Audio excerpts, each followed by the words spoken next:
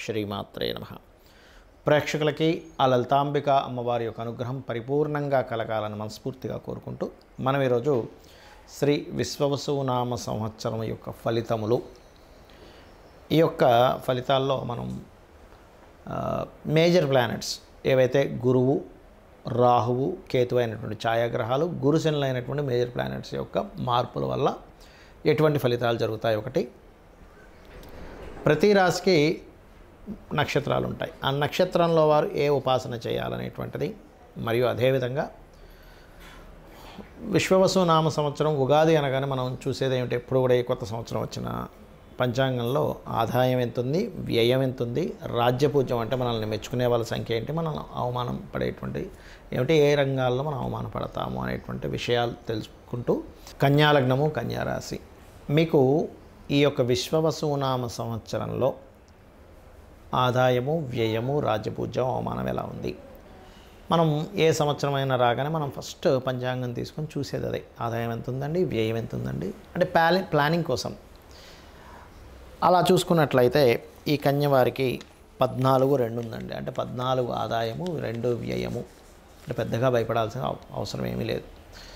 ఎందుకంటే మీరు కన్యా రాశి వారికి చూసుకుంటే గ్రహస్థితిని కూడా గమనించినట్లయితే లగ్నంలో ఉండే కేతువు జరిగిపోతున్నాడు. ఒకటి, ఎప్పుడైతే కేతువు జరుగుతున్నాడో అది వైరాగ్యాన్ని, విరక్తిని, గతంలో ఏవేవైతే ఆటంకాలు జరిగాయో అవన్నీ కూడా క్లియర్ అవుతాయి. ఒకటి. రెండవది, గురువు ఇటు వచ్చి 2వ స్థానాన్ని చూస్తాడు కాబట్టి ఫైనాన్షియల్ గ్రోత్ కూడా ఇస్తాడు. సర్వసాధారణంగా ఆ లగ్నానికి శుభుడైన పాపైన గురువు యొక్క సహజ లక్షణం ఏంటంటే ఎంతో కొంత గ్రోత్ని ఇవ్వడం. అయితే ఇక్కడ 12లో కేతు వెళ్తున్నాడు కాబట్టి ఈ ఖర్చులు తక్కువ చూపిస్తున్నప్పటికీ మీరు ఏదైనా ఆలయాలు సేవ చేయడం చేస్తూ ఉండండి. అప్పుడు ఎటువంటి ఇబ్బంది కూడా అస్సలు రాదు, మీకు గుర్తుపెట్టుకోండి. కాకపోతే 12లో కేతు వెళ్తున్నందుకు విదేశాలకు వెళ్ళేటువంటి ప్రయత్నాలు కావచ్చు, తండ్రి గారి ఆస్తికి సంబంధించిన విషయంలో కావచ్చు, కించిత్ జాగ్రత్తగా ఉండాలి.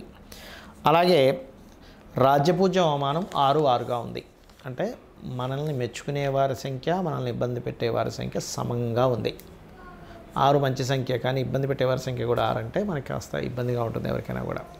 మరి అవమాన సంఖ్య తగ్గాలి అంటే మీరు ఎక్కువగా కందుని ఆరాధించడము, కందులు దానంగా ఇవ్వడము, గోవుకి క్యారెట్స్ తినిపిస్తూ ఉంటే మిమ్మల్ని అవమానించే వారి సంఖ్య ఖచ్చితంగా తగ్గి తీరుతుంది. ఇక మిగతా అంశాలు కనుక చూసుకున్నట్లయితే జూన్ నుంచి కేతువు మారడం వల్ల ఆటంకాలు తగ్గుతాయి. ఫైనాన్షియల్ గ్రోత్ ఎలాగో గురువు దృష్టి ఉన్నందుకు తగ్గుతుంది. కాకపోతే మొదటి 3 నెలలు మీరు ఏదైనా అగ్రిమెంట్స్ చేసేటప్పుడు అన్నదమ్ములతో అది కొంత జాగ్రత్తగా ఉండండి. వాహనం మీద వెళ్ళేటప్పుడు ప్రాపర్టీ యోగం అయితే ఈ సంవత్సరం మొదటి అంటే మే 15 లోపల ఏదైనా ప్రాపర్టీ తీసుకుంటే మంచిది, దానివల్ల మంచి ఎదుగుదల ఉంటుంది. దాని తర్వాత బాగోదని కాదు, బట్ ఈ కాంబినేషన్ అట్లా ఉంది. బట్ మీకు 4వ అధిపతి 4వ స్థానాన్ని, తర్వాత 2వ స్థానాన్ని కూడా చూస్తాడు కాబట్టి ఖచ్చితంగా 2 ప్రాపర్టీస్ కొనుక్కునే యోగం చూపిస్తుంది. సంతానం కోసం ప్రయత్నం చేసేటువంటి వారు కొంచెం సంతానం విషయంలో కొన్ని చికిత్సలు చేయించుకోవడం ద్వారా సంతానం పొందుతారు. అదేవిధంగా ఇష్టపడిన వారిని వివాహం చేసుకోవాలి, విదేశాల్లో ఉండే వారిని వివాహం చేసుకోవాలనే ప్రయత్నం ఫలిస్తుంది. ఇక్కడ దశమంలో కుజుడుండి లాభంలో కుజుడు వచ్చినందుకు కొంచెం మొదటి 3 నెలలు మాత్రం వాహనం మీద వెళ్ళేటప్పుడు జాగ్రత్తగా ఉండండి. విశ్వవసునామ సంవత్సరం ప్రారంభంలో కొంచెం చేసేటువంటి ఉద్యోగాల్లో కొంత స్ట్రెస్ అనేటువంటిది ఉంటుంది.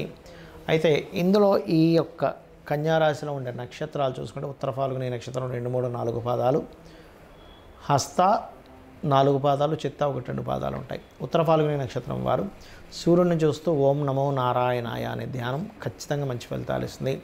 హస్త నక్షత్రం వారు ముఖ్యంగా ఇక్కడ శ్రీమాత్రే నమః లేదా ఓం గౌరీదేవి అయి నమః అనే నామస్మరణ అద్భుతంగా పనిచేస్తుంది. Peace of mind, clarity of మైండ్ని ఇస్తాయి ఈ నామాలు ధ్యానం చేయడం ద్వారా. అలాగే చిత్తా నక్షత్రం వారు ప్రధానంగా ఇక్కడ మీరు ఓం స్కందాయ నమః అనే మంత్రము ఇవి చేయడం అనేటువంటిది మంచి ఫలితాలు ఇస్తుంది. అయితే మీరు లైఫ్ లాంగ్ ఏ దేవతామూర్తిని ఆరాధిస్తే మంచిది అని తీసుకుంటే వెంకటేశ్వర స్వామి ఆరాధన మీకు చాలా చక్కటి ఫలితాలు ఇస్తుంది. అదేవిధంగా ఈ 12లో కేతు ఉన్నందుకు ఆదివారాలు ఏదైనా ఇన్వెస్ట్మెంట్ చేసేటప్పుడు కొంచెం జాగ్రత్తగా ఉండండి.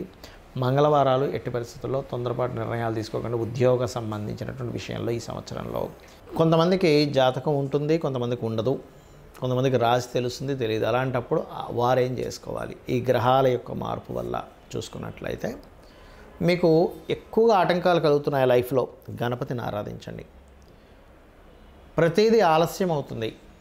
గోవుకి బెల్లం తినిపించడము, నువ్వులు దానంగా ఇవ్వడము, నూనె ఏదైనా దీపారాధనకు వాడేటువంటి నూనెని శివాలయంలో ఇవ్వడం చేయండి. ఎక్కువగా నాకు భయం వేస్తుందండి, ఏదో భ్రమ ఏదో జరగబోతుందని అనిపిస్తుంది అన్నప్పుడు లలితా సహస్రనామాల్లో ఓం కనకాంగద కేయూర కమనీయ భుజాన్వితాయే నమః అని నామస్మరణ చేయండి, ఖచ్చితంగా బాగుంటుంది. అయితే ఇక్కడ ఈ శని యొక్క మార్పు వల్ల ఈ సంవత్సరం మనకి మీనంలోకి మారుతున్నందుకు కొంతమందికి ఏలినాటి శననో, కొంతమందికి అష్టమ శననో, అర్ధాష్టమ శననో జరుగుతూ ఉంటుంది. కానీ ఒకటి విషయం గుర్తుపెట్టుకోవాల్సింది ఏంటంటే, ఎప్పుడూ కూడా శని భగవానుడు మార్పు మీకు అష్టమ అర్ధాష్టమ ఏలినాటి శనలు ఇచ్చినా ఎక్కడ మీ జీవితాన్ని ఆపడు. గుర్తుపెట్టుకోండి, కర్మకారకుడు, ఆయన ఏ కర్మ ఇవ్వాలో అది అందిస్తాడు. నేను చాలా వీడియోల్లో ఒక 10 సంవత్సరాల నుంచి చెప్తూ వస్తున్నా.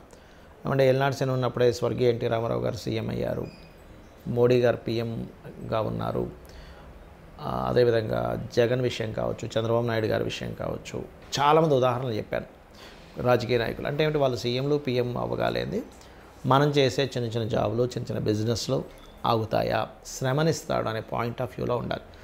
మందుడు అంటారు, అంటే మనం ఎప్పుడైతే పోస్ట్ పోన్ చేస్తామో పనిని, ఇవాళ చేయాల్సింది సరే రేపు చేద్దాం, రేపు చేయాల్సింది సరే ఎల్లుండి చేద్దాం, తర్వాత చూద్దాం అని ఎప్పుడైతే మనం పోస్ట్ పోన్ చేస్తామో ఆలస్యం అమృతం విషం అనేటువంటిది మనం సామెత విన్నాం. అలా ఆలస్యం చేయడం వల్ల మీకు అమృతం రావాల్సింది కూడా విషయంగా మారుతుంది. కాబట్టి ఎప్పుడు కూడా ఏలినాటి శని, అర్ధాష్టమి, అష్టమ శని సమయంలో ఈ పోస్ట్ పోన్ చేయకండి.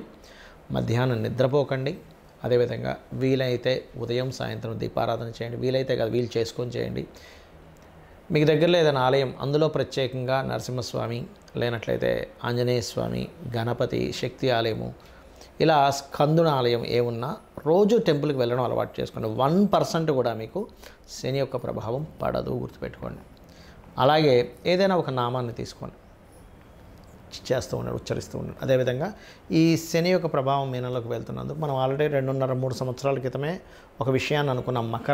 మకరంలో శని ఉన్నప్పుడే కుంభంలోకి వెళ్తున్నాడు, వర్క్ విషయంలో రెవల్యూషన్ తీసుకొస్తాడు అనుకున్నాం. ఒక రెవల్యూషన్ వచ్చింది. మీనం నుంచి అలాగ మేషంలోకి వెళ్ళేసరికి ఆల్మోస్ట్ అందరూ కూడా ఉద్యోగం ఒకటే కాకుండా ఇంకొక సైడ్ మనం ఏం చేయగలము, మనకున్న టాలెంట్ ఏంటి, బాగా పాడగలమా, బాగా ఫుడ్ వండగలమా, లేనట్లయితే బాగా మనం బొమ్మలు గీయగలమా, లేనట్లయితే మనలో ఏదైనా సాఫ్ట్వేర్ స్కిల్స్ ఉన్నాయా, టీచింగ్ స్కిల్స్ ఉన్నాయా, ఎనీథింగ్ మనలో ఒక స్కిల్ ఉంటుంది. ఆ స్కిల్ ఏంటో తెలుసుకొని సొంతంగా ఏదైనా ఓన్గా చేసుకునే డెవలప్ చేసుకోవాలి. బికాజ్ ఆఫ్ న్యాచురల్గా శని కర్మ అంటే వృత్తికారకుడు, వృత్తి విషయంలో అనేకమైన మార్పులు రాబోతున్నాయి. కాబట్టి మీ ఒక దగ్గర జాబ్ చేయడం ఒక ఎత్తు అయితే, మీరు ఓన్గా ఏం ఎర్న్ చేయగలరు, ఓన్గా ఏం చేసుకోగలరు, దాన్ని డెవలప్ చేసుకోండి అని చెప్తున్నాను. ఇప్పుడు కూడా అదే మాట చెప్తున్నాను. బికాజ్ ఆఫ్ శని యొక్క ప్రభావం అటు వెళ్తుంది. మీరు చూస్తూ ఉండండి, మనం 2-3 సంవత్సరాల నుంచి విషయం చెప్తున్నాం, మారుతూ వస్తుంది. సో ఈ విషయంలో చాలా కేర్గా ఉంటూ డెవలప్ చేసుకొని, ఈ డెవలప్మెంట్స్లో మీకు ఒకవేళ బిజినెస్ డెవలప్ అవ్వాలి అని అనుకుంటే, లేదా ఉద్యోగం రావాలి అనుకునేవారు ఒకటే, ఓం శ్రీమాత శ్రీ మహారాజ్ని శ్రీమత్ సింహాసనేశ్వరి నమః, లేదా ఓం మాణిక్య మకుటాకార జానుద్వయ విరాజితాయ నమః. ఈ 2 నామాలు కూడా ఉద్యోగ అవకాశాలు, ఉద్యోగంలో డెవలప్మెంట్స్ని ఇస్తాయి. కానీ లేదండి నాకు వ్యాపారం అభివృద్ధి అవ్వాలనుంది అంటే అద్భుతమైన నామం ఉంది లలిత సహస్రనామాల్లో. అదేమిటి అంటే ఓం ఇంద్రగోప పరిక్షిప్త స్మరతూనాభజంగికాయే నమః అని చేసుకోండి. అన్ని విధాలా మీకు బాగుంటుంది.